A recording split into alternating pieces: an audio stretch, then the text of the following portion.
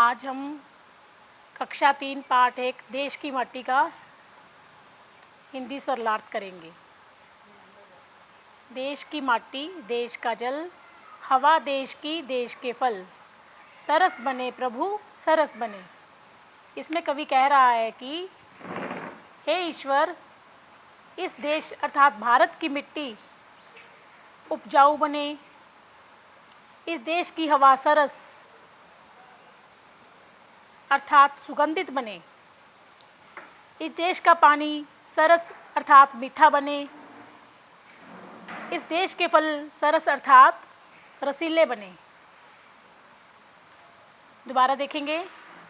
इसमें कवि ईश्वर से प्रार्थना करते हुए कह रहा है कि हे प्रभु, मेरे देश की मिट्टी उपजाऊ बने, मेरे देश का जल मीठा हो और मेरे देश की हवा सुगंधित हो, मेरे देश के फल मधुर हों, मीठे हों।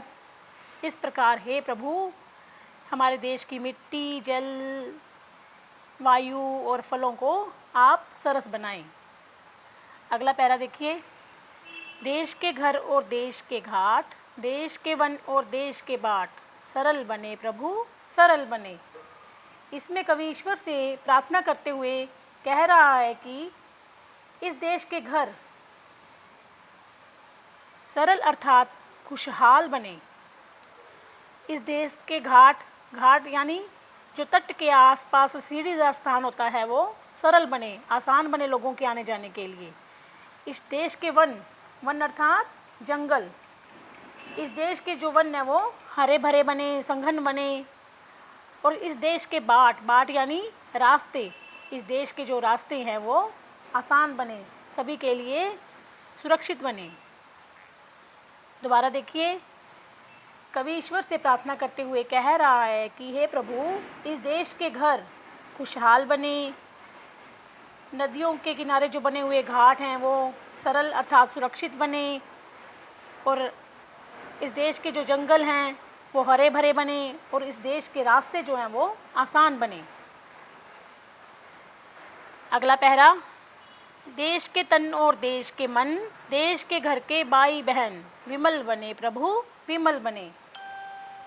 इसमें कवि कह रहा है कि हे ईश्वर, इस देश के लोगों के शरीर और मन सभी स्वच्छ बने, यानी उनकी सोच सही हो, और इस देश के घर के भाई बहन यानी लोगों, जो भी लोग रह रहे हैं यहाँ पर, वो सब आपस में भाई बहनों की तरह रहें और उनके हृदय में किसी प्रकार की बुरी भावना ना हो। दोबारा देखेंगे। कवि ईश्वर से कह रहा है कि हे ईश्वर, इस देश के लोगों के शरीर और मन स्वच्छ हों, उनकी सोच निर्मल हो, यहाँ के जो लोग रह रहे हैं, जहाँ पे जो भी लोग रह रहे हैं वो आपस में भाई बहनों की तरह रहें, उनके मन में किसी प्रकार का बुरा भाव ना हो। देश की इच्छा, देश की आशा, देश की शक्ति, देश की भाषा, एक बने प्रभु एक बने। कवि ईश्वर से प्रार्थना करते हुए कह रहा है कि हे मेरे प्रभु, इस देश के लोगों की इच्छा, उनकी आशाएं, उनकी शक्ति और भाषा सब कुछ एक हो, उनमें किसी प्रकार का आपसी भेदभाव ना हो, सब लोग आपस में मिलजुल कर रहें, सभी देश के हित में सोचें और अपना जो भी काम करें वो देश के लिए करें, सभी की भाषा एक हो। इस प्रकार हमारा जो पूरा देश है वो एकजुट होकर रहे। देश की माटी, देश का जल, हवा देश की, देश के फल, सरस बने प्रभु सरस बने। अंत में फिर से कवि रविंद्रनाथ टैगोर जी यही कह रहे हैं कि हे ईश्वर, मेरे देश की मिट्टी जो है वो उपजाऊ बने, मेरे देश का जल मीठा बने, मेरे देश की हवा यानी वायु सुगंधित हो, मेरे देश के फल मीठे हों, मधुर हों। इस प्रकार आप इन सबको सरस बनाएं, मधुर बनाएं।